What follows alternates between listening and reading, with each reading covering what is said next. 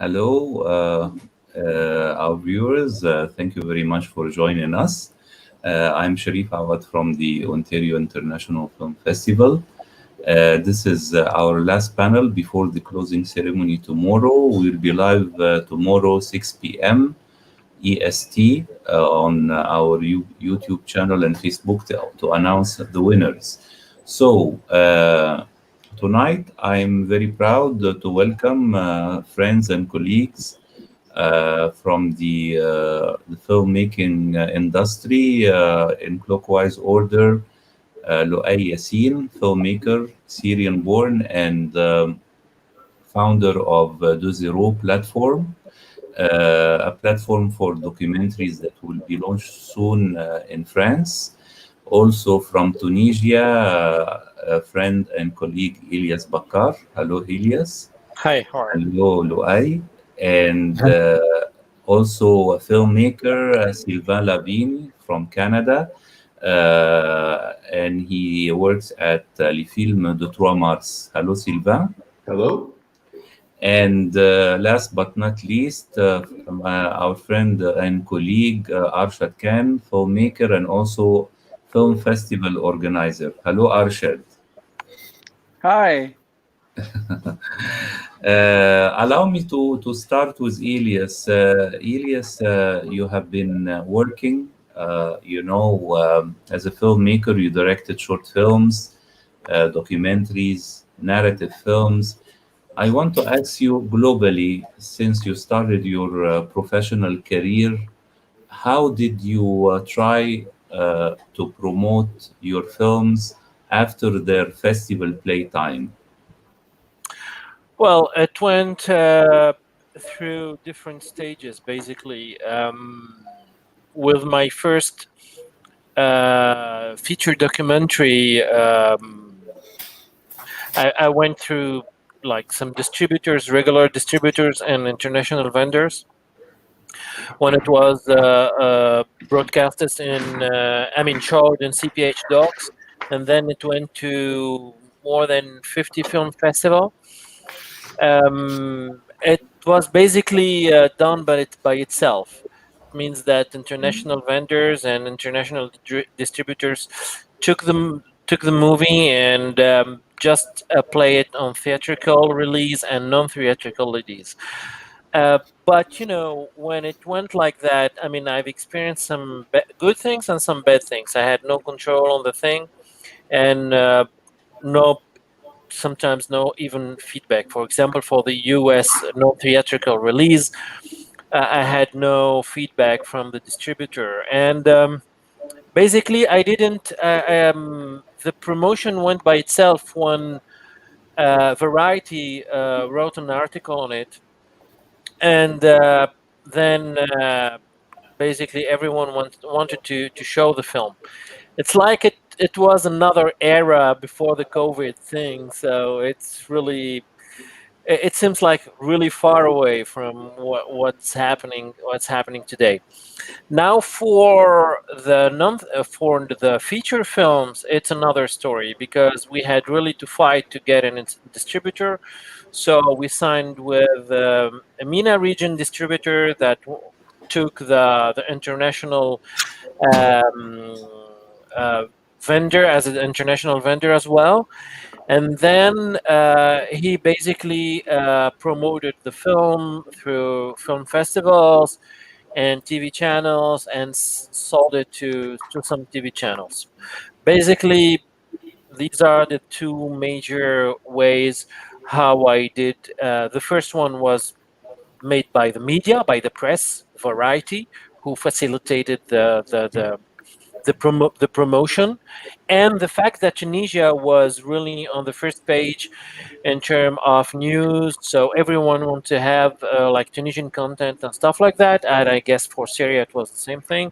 These last years, and for the feature it was something else. So it was really a good job from the producer who banked a good MENA region distributor who took the adventure to make it international as well. Very good. Thanks. Arshad, right now, before we talked about the current situation around the world, yourself as a documentary filmmaker, and before the COVID problem, how was your criteria to distribute, promote your films in the festival circuit? So my film is called Abu. It's a very personal film about my struggle as a gay son with my very devout Pakistani Muslim father. It is a Canadian film, and it world premiered at the LA Film Fest, which was a big deal for us. And then it went to 70 film festivals. I had a sales agent at first, and we had a massive falling out with that sales agent, and then we self-distributed. And the film did theatrical across Canada, and then it went to the CBC television, which is a very nice thing for broadcast. And then, it's still doing festival circuits. Then I got a grant, and Inspirit Foundation grant, which took the film to high schools across Canada. And the film has had a really, really big life. And now it's on Mubi India, the OTT platform. And we are in discussions. Because of COVID, I feel like all of a sudden the film has renewed relevance, and people who are tweeting about it, and all of a sudden it's getting, some big Indian stars have tweeted about it when they watch it on Mubi India. So it's getting renewed interest. But what's happening with me is a lot of high schools and universities are actually now gone online. So I'm very busy with showing the film to students and doing video Q&As with them. And so the film is, it's having a very, very big life despite COVID. So I've been quite fortunate that way. Yes, thanks, Arshad. Sylvain, I would like to ask you first, as a filmmaker, you directed several short films, and then you are at the company Les Films de Trois Mars in Canada. I would like to ask you as well about the company's speciality. And I've seen as well, it has already like an online streaming platform. Can you talk to us briefly about that? Yes, so Les Films du 3 Mars, F3M, has a mandate to promote and support independent film and documentary.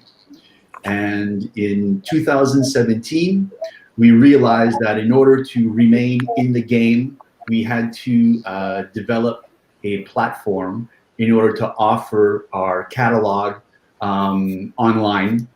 And it became up and running in the summer of 2018. And we worked a few things out. There was some troubleshooting. And as of December 2018, our f3m.ca platform was really up and running, which gives a great visibility to our catalog to people around the world. So it's a great tool to have our films discovered, to be discovered. And it's also a platform that is attractive to filmmakers once they hop on board with us as a distribution company. So our films are mainly independent productions. Yes, and the platform right now, approximately your library, your catalog, how many films right now are offered to your subscriptions? So we have all format, length, short, medium, and feature film documentaries and fiction. And we have now in our catalog 2008 films, all of them available in French and English. They're all subtitled for French and English audience. Yes, and do you have like a per view plan, or it is like a monthly flat rate? So we have a yearly rate and a monthly rate. We wanted to give that option to our clientele, to our film lovers. You can either come onto our platform and simply rent one film, or you can become a member and pay monthly or yearly. All the options are available. That was important for us. Yes, and the platform is geo-locked inside Canada, or I can watch it from another place around the world? So every film has its contract, and every contract has a negotiation. If some films we have the rights for Canada, other films we have the world rights. So it all depends on what is in the contract. A large percentage of our films are available around the world, but there is about 20 to 25% of our film titles that are geo-blocked for Canada only. It depends on a contract. Very good. Thank you, Sylvain. And right now, Loay Yassine, you are, starting tu vas commencer le chemin dès le début pour lancer un nouveau streaming service, un nouveau plateforme.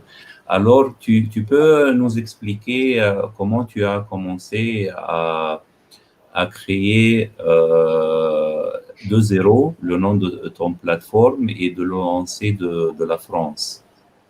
I want to ask you, Loay, how did you think of de zero, your new platform, and you start to launch it soon from France? Ok, bonsoir à tous et à toutes au début. En fait, je m'appelle Yassine, je suis fondateur de la plateforme de Zero.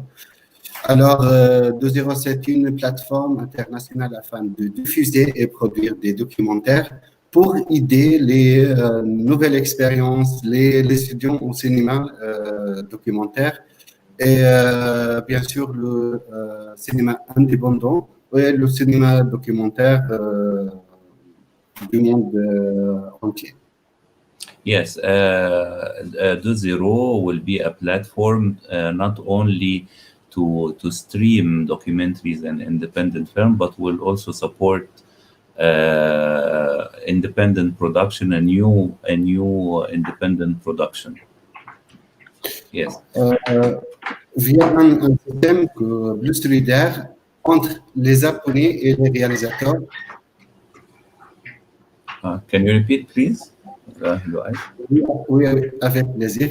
Via un système de plus solidaire entre les Japonais et les créateurs de contenu documentaire. It will share between the creator and also the audience of the platform. Yes.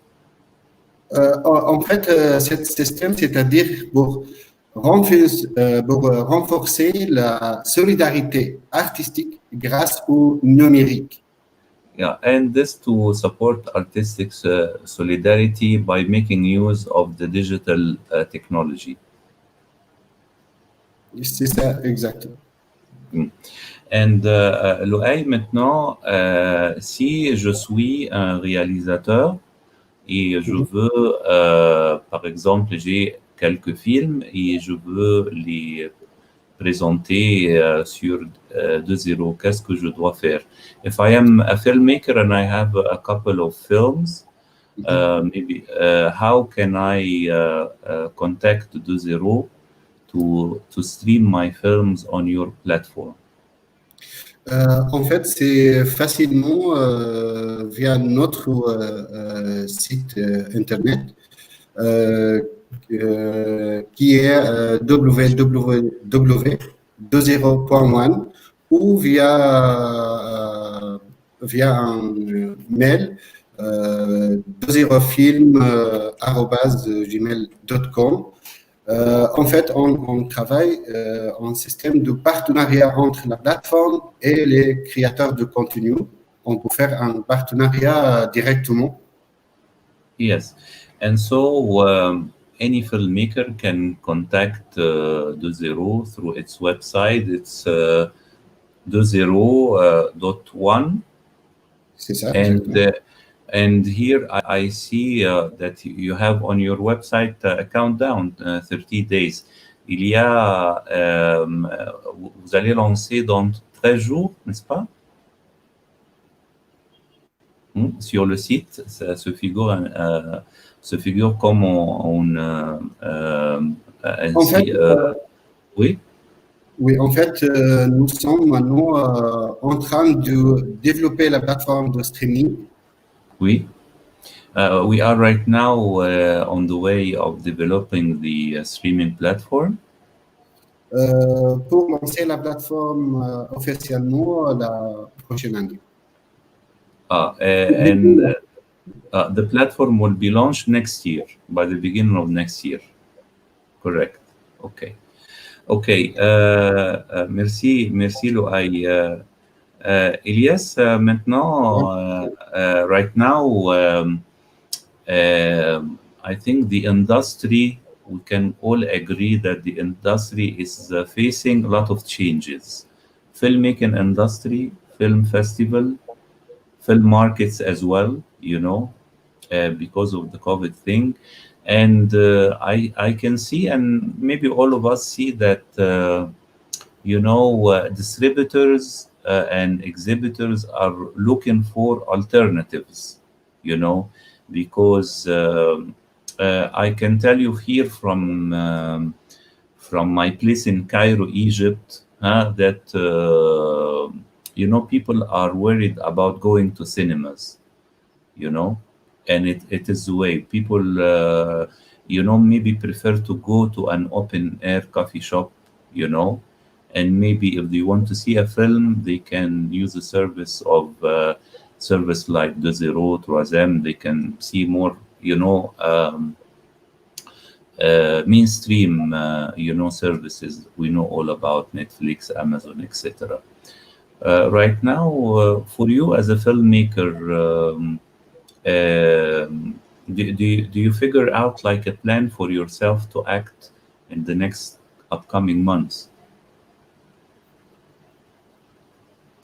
Yes. Yeah, you're just a second. I think your voice is muted. Yeah. Yes. Sorry. Yes. Go ahead, Elias. Yeah.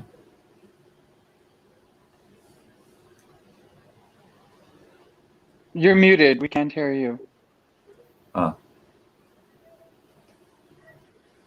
Yes, please. Yes. Hello? Go ahead. Yes, please. Yes? Go ahead. Oh, okay. Go ahead. Sorry. Yes. Yeah. So sorry. So yeah, definitely. So I changed my plan because what happened is that I'm having a feature film and TV series, and I had to change the feature film from a theatrical release plan to a VOD platform release plan, basically, and this changed everything because it changed even the business plans that we did it with the investors.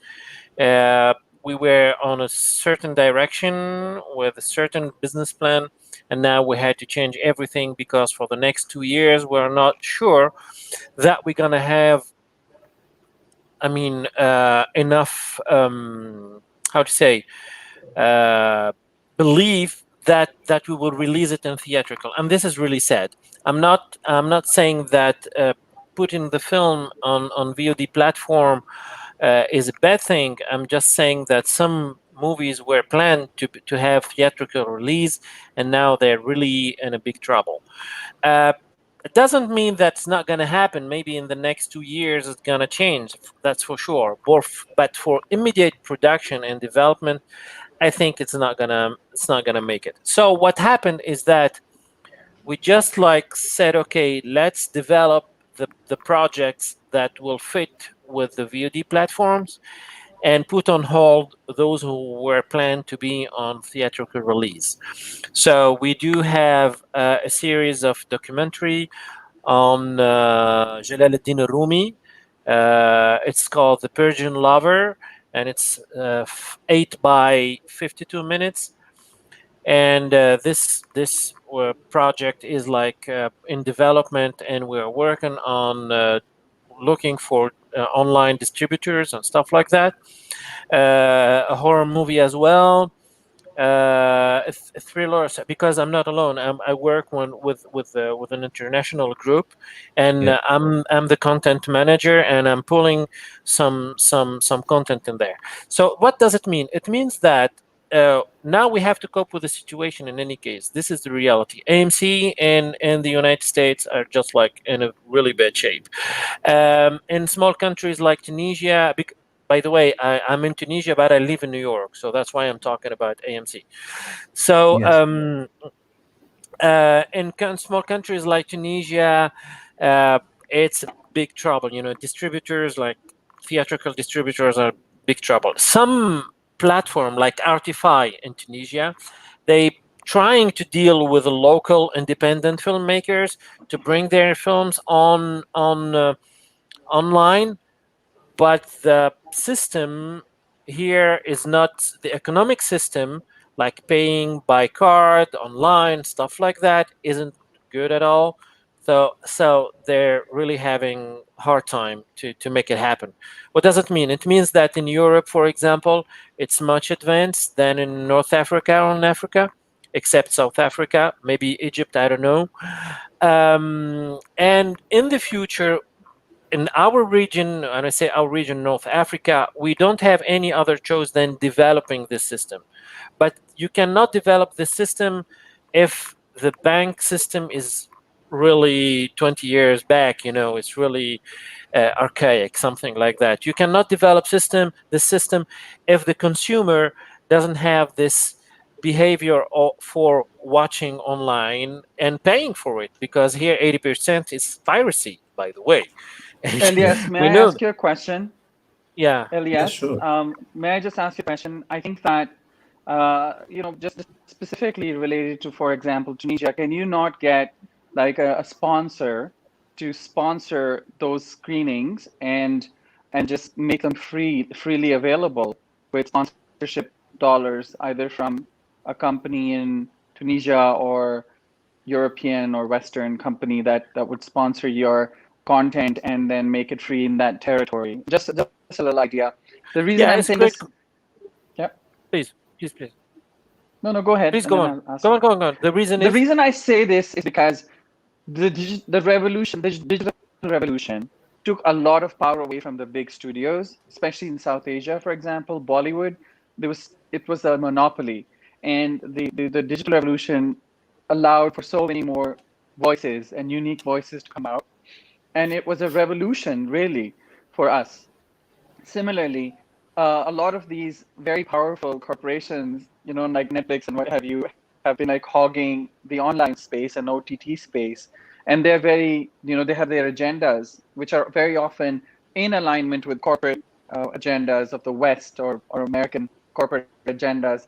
So I think this is a very exciting time that Luai and other people like Sylvain are, offering an opportunity, an alternative to those very big players, and so many more people are going home and watching from home, and so much more content can be explored that has been ignored by OTT platforms. And as you know, the theatrical windows have just been collapsing already all over the world, even before the pandemic hit. So I do see the pandemic, of course, is a dark time for theatrical, but also there's a light at the end of the tunnel. There is also a massive opportunity for smaller voices to come together. And for example, the film festival that I run, we specifically try to take films from South Asia and the Middle East that need amplification of their voices. And for example, this festival that Sharif is running, this Ontario Film Festival, I think, similarly is giving voice to, voices that are generally marginalized or not out there. So I think this is an opportunity we all need to get together and help uplift. What do you say? Yes. yeah, I think it's definitely it's a good time for the digital, and it's bad time for the theatrical release. Now the idea of getting the content sponsored and put it on free on internet, it's a good idea in itself. But the problem is sometimes in some small country like Tunisia, the return on investment isn't that much good, because if you have like, let's say, a small independent movie with like 150K in dollar, it doesn't mean that you would have that money from the investor or from like even a pool of investors to make it happen, because in themselves, those investors, they're quite a little bit new to the digital, feeding and digital broadcasting. And we experimented the thing, but in terms of calculation, the return on investment isn't good at all. So it means that producers will lose money. But what's going to happen is the first one who's going to make it will gather the other one and will pull the other one and will encourage. So like everything that starts, it's always difficult. In other countries like India, I mean, with 1 billion, you have much more. We are only 11 millions. It's like Okay, it's well, much more since you're talking profitable, about since you're talking about India, I will tell you right now what they did is in India and Pakistan, ZTV, for example, did it so that you can pay with your phone credit. You have to get credit for your phone to charge your phone, so just you can pay for content using phone credit. So there are ways around it, and people Yeah. are getting on board that technology, the very basic tech of the smartphone. Yeah, that's definitely a great idea. Definitely, yes. Yes, Sylvain, do you have like a comment about Elias and Arshad intervention? And also, I want to ask you about new content right now, because the new content, I think, will face the most challenge. Already the catalogs or the backlog of the library, I think they are films, who already got their chances, before the COVID problem, to be screened, to be viewed. But about new content, what I am really worried about, if it could be recouped, according to you, if I submit it to a streaming service as a filmmaker. There is quite a Yes. challenge with this pandemic, but there are some wonderful ideas. And because what's happening now is that these theaters that are closing down, as you mentioned, are witnessing a backlog. And when the theaters reopen, some contracts have to be answered to, so they have to kind of catch up. And the films that are coming out now and are ready to be released are suddenly on a waiting list. So in July, we decided to release the films nonetheless online as though it was a theatrical release. What I mean by this is we work a lot with independent cinemas. And these independent cinemas, they're really hurting. So we approached them and said, how about we do an online release, but via your cinema website? And to support and help you, we'll share our online box office. So what we're doing is that we're announcing a release through 3 to 5 independent cinemas, inviting people to go on their website and click on a link which brings the client to our platform, but they still buy a ticket at the cinema, and then we share the box office 50-50. That way, the film still gets a release, people still get to watch the film, and we still get to help and support the cinemas that are going through a tough time. And we'll hire influencers to create stories and to seduce and invite potential clients to go to these websites, go to the cinema, pay for a ticket online at the cinema, and end up on our platform. So it's a way for us to lend a hand and also have the film screen. So our next film release is next Friday, and is going to be an online release, literally. So all of our promotional tools, our posters, our trailers, the ads that I buy in papers or on Facebook or Instagram is all promoting an online release. And some cinemas have been clever, and knowing that people are not coming to the cinemas, they're actually delivering popcorn at home.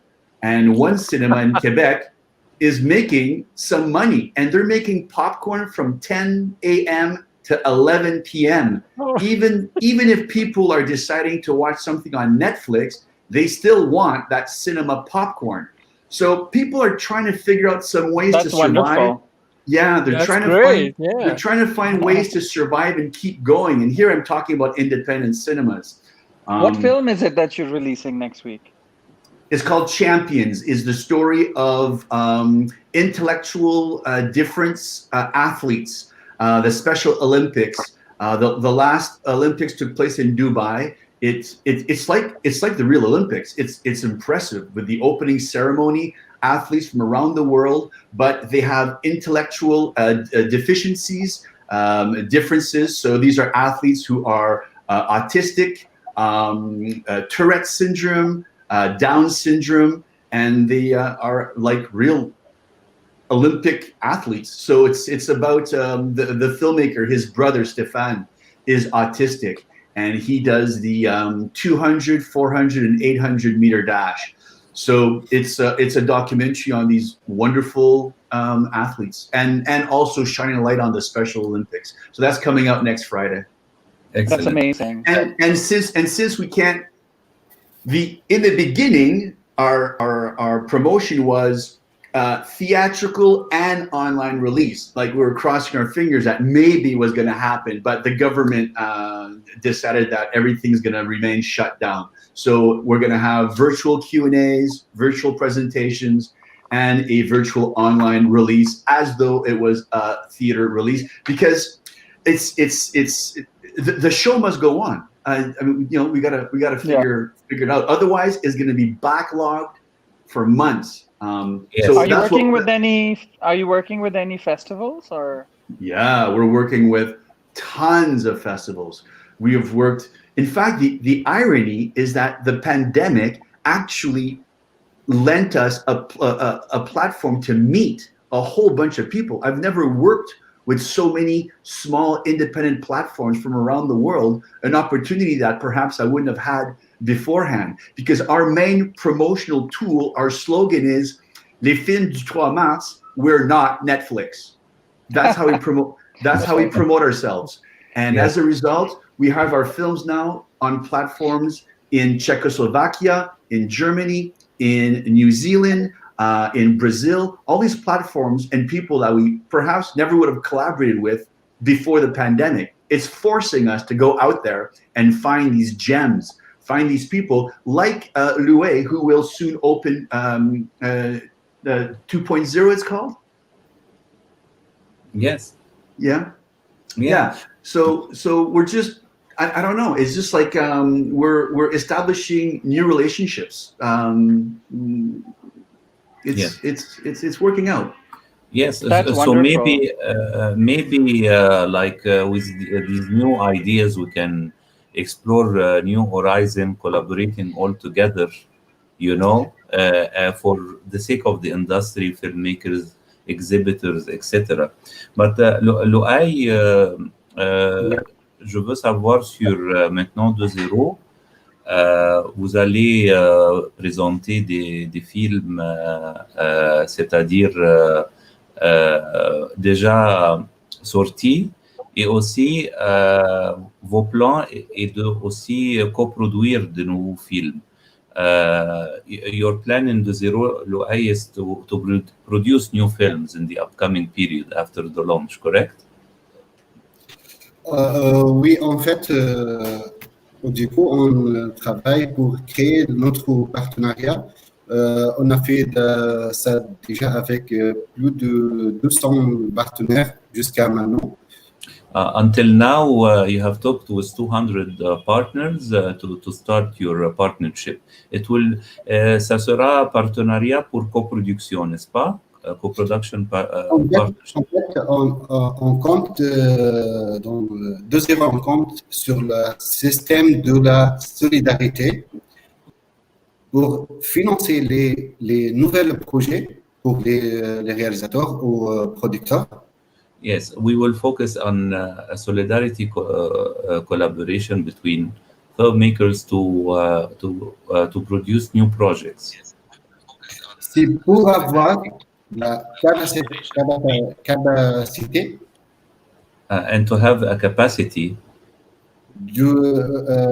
la liberté de financement pour reproduire des nouvelles documentaires for financing and producing new documentaries. en fait, via l'utilisation du cinéma documentaire pour participer au développement social aussi. And also to help documentary cinema in participating in the social development. Très bien, Loaï. Merci. Le dernier point aussi. Oui, avec plaisir. Oui. Yes, aussi please.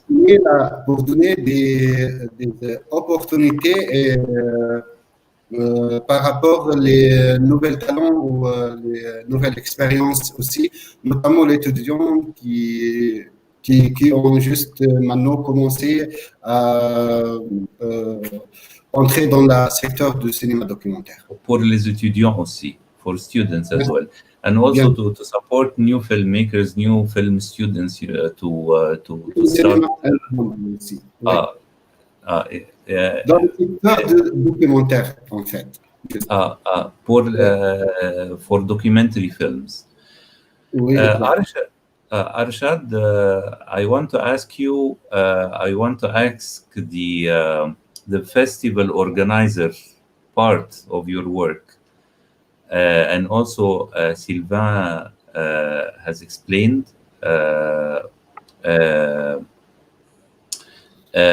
about his new techniques in marketing films. Correct. So right now, for you as a festival organizer, will you target right now? I mean, marketing promotion of your festival. Will you start to target to start to promote your festival across the social media like Google, Facebook ads, Instagram? What is your plan for your next edition? Oh, for the film festival, we have quite a following already on Facebook, Instagram, Twitter, and we will take out some ads in local publications. We are a very Canadian festival, and we will be geo-blocking because as a festival, we believe in respecting other festivals and other festivals' territories. So we try to geo-block and try to work with other festivals. For example, at the Festival du Nouveau Cinéma in Montreal, we co-presented some of their films and tried to amplify their message in those films. In Toronto, similarly, there are quite a few festivals. We are also helping to, because this is festival season in Canada, it starts with TIFF in September, then October, it's your festival, Ontario Festival, and there's so many Real World and several other festivals. So we try to amplify their voices, and then in return, when our festival happens, they they do us the favor of also helping amplify our voice and the films that we are presenting. We have a very tightly curated program, and we have publicists, and we our films are reviewed on the different news media. So then and we spend a little bit on advertising, but we are not really advertising for it's mostly influencers, as Sylvain said, and also people who love cinema and our filmmakers and our film festival colleagues that help spread the word for our festival. Yeah, great. It's a camaraderie that's being built, and I think this is a really important time for that. As Sylvain was saying, right now you have access to many people which you would not normally have. So we have like these very big name filmmakers like Deepa Mehta and so on who are, making themselves available to us. Because honestly, COVID has given it's a terrible, horrible time. Many people are getting sick and dying, but it's also a really good time to look inwards, to start developing your projects. Like I'm working on my first feature now.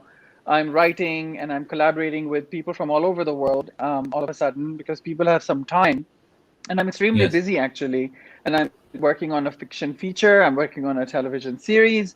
And I'm making my contacts, and I'm trying to help other people, in a way that is tangible, in a way that is mutually helpful and beneficial. And I think this is a very important time even for bringing up democratic voices. Like I'm from Pakistan, and there's a lot of suppression of journalists and lots of terrible things happening when it comes to like freedom of speech and so on. But the online community, is gathering, and we are able to help each other, share content that maybe the government wants to, suppress or not show and stuff like that. So there's a lot of democratic system and opportunity taking place, and a lot of opportunity to help each other, uplift each other. Yes.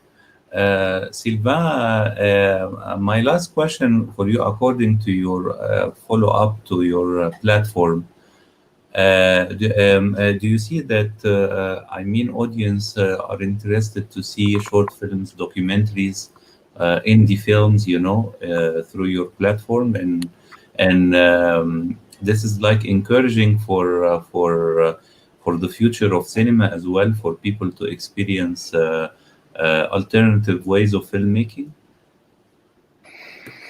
Yeah, what we've come to realize, the pandemic hit Canada in March. In March, things really got serious in Canada, and especially in Montreal, which is pretty bad. And what we started noticing with our platform, the activity on our platform, is that in the beginning it was pretty much normal, but then eventually people got tired of Netflix, and they got tired of Crave, and they got tired of these monster platforms and the product that they provided. People started looking for an alternative, for something different. And by July, we started seeing an increase of visits to our platform and an increase in subscriptions to our platform. And now we're entering the month of November, and we're getting a lot of visits, we're getting a lot of screenings, and people are actually making comments such as, I never really spent time watching documentaries, and since I've discovered some of your films, I'm really into documentaries. People are really enjoying the short films. As a result, we're getting a lot of submissions of short films and documentaries that is increasing, only because people are becoming more and more curious. People are taking the time to look at a documentary that is perhaps much slower pace, as opposed to the American documentary style, which can often be fantastical and very speedy in the way it's executed. It's like if people suddenly slowed down their pace because they have time to take the time to look at a different subject, or to take the time to watch a documentary in a different language, take the time to watch a documentary with subtitles, which beforehand they never would have done so.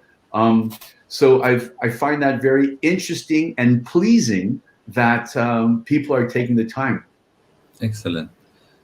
Elias, do you think we need such service like Troisième in our Arab world, since I'm in Egypt and you are in Tunisia right now?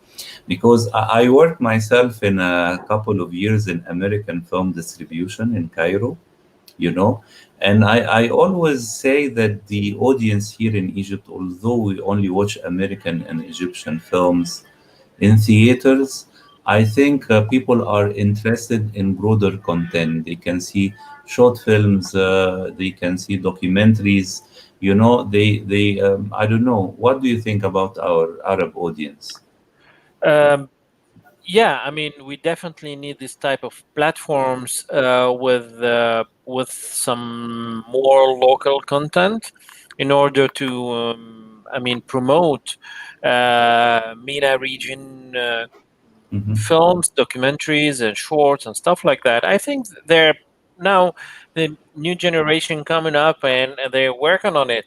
But the most interesting thing is there's no boundaries now on online. So I mean, I think it doesn't make it's good to promote the local cinema, but it's today when you put it online, it's international. It's international, so there's no limit of geography. You don't have to take the plane to see the movie or go to international festival. It's in the platform. You are in Canada, you see a Tunisian or an Egyptian movie or Pakistani movie. You are in France, you see the same thing from Algeria, from Morocco, from Nigeria, and that's fine. The thing is now, I mean, like Sylvain, for example, I think that their mission as well, if I can suggest, is to be open to international films, because there are plenty of really good movies, coming from abroad, and it's a chance, since we are online, to these movies, to be seen by international audience. Because when we were on theatrical release, it was like a hell, so difficult to distribute your movie in France, for example, or in Canada or in the US. It's like definitely really difficult.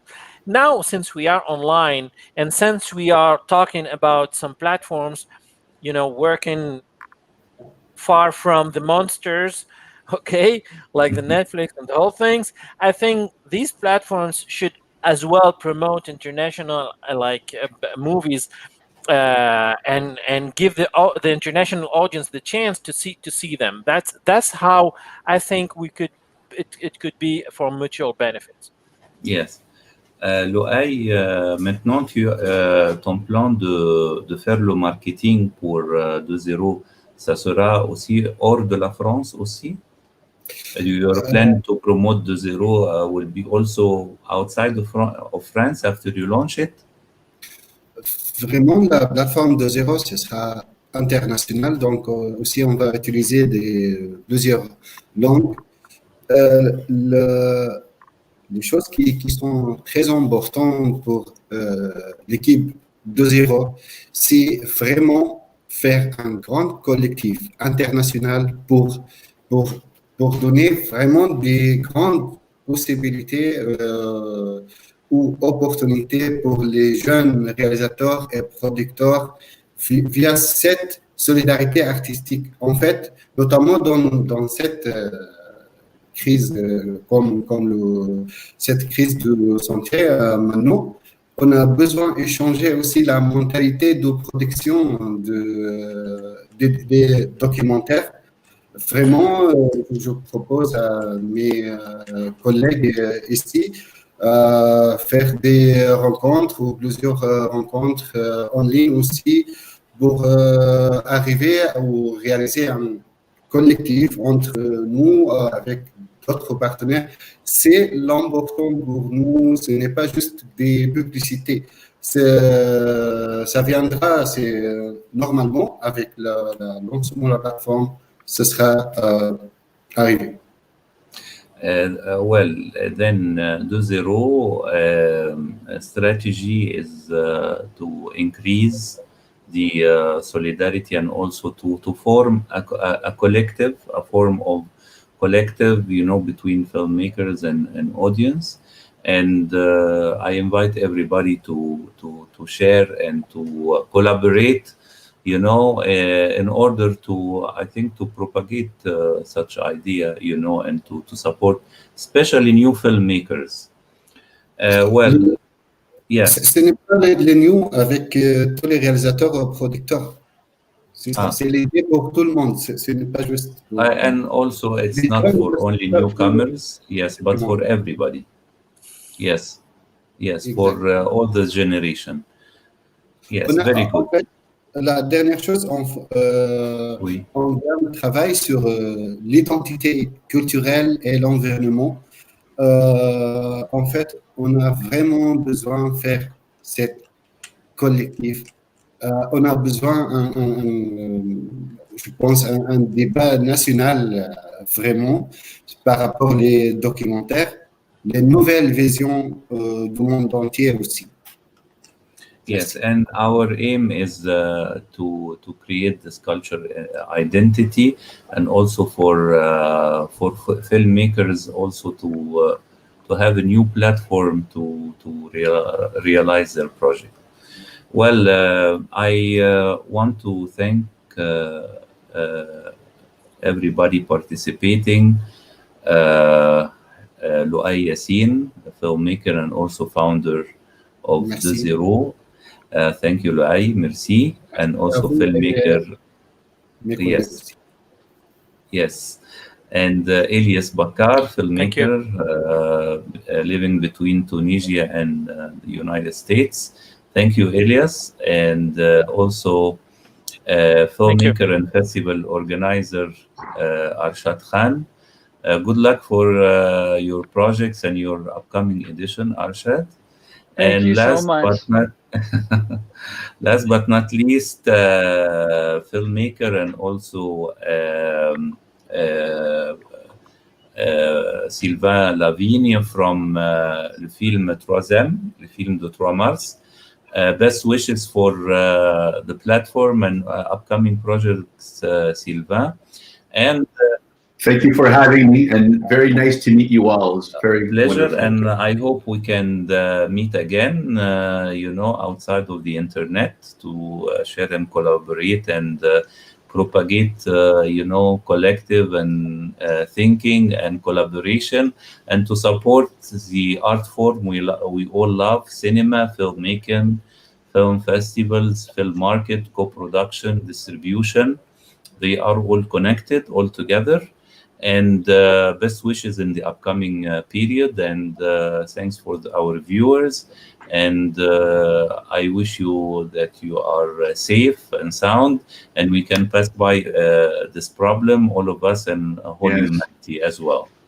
Remain vigilant and let the show go on. Let the show go on. The show must go on. And I would say solidarity with each one of you and all of us. Yes, to get through this together. Have to work together. Yes, definitely. Thanks, Arshad. Thank Luay, Elias, Sylvain, and hope to see you tomorrow at the award ceremony, watching us. And yes, we'll start, the new week fresh, and I hope everything will be better in the upcoming period. Thank you very much. Thank you. Thank you. Merci tout le monde. Merci. Bye bye. Bye bye. Merci.